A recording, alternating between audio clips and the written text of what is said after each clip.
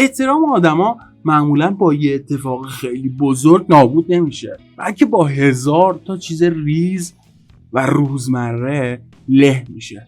تو فکر میکنی آدم بدی نیستی، اما دقیقاً ممکنه همین الان چند تاشو انجام دادی که آروم آروم داری احترامت رو خودت با دستای خودت کم میکنی و از دست میدی. سلام رفقا، امیدوارم که حالتون عالی باشه.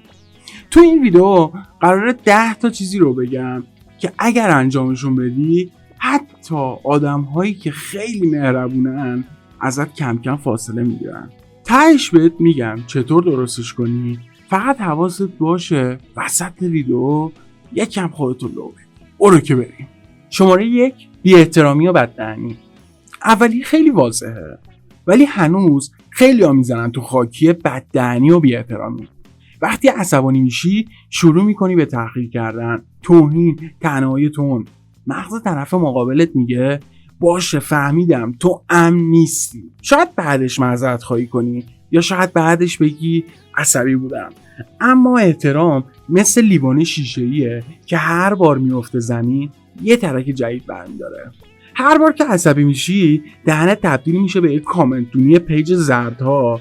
توقع نداشته باش آدم‌ها پیشت حس امنیت داشته باشن. شماره 2، دروغ گفتن و درویی. دومین قاتل احترام دروغ و دروییه.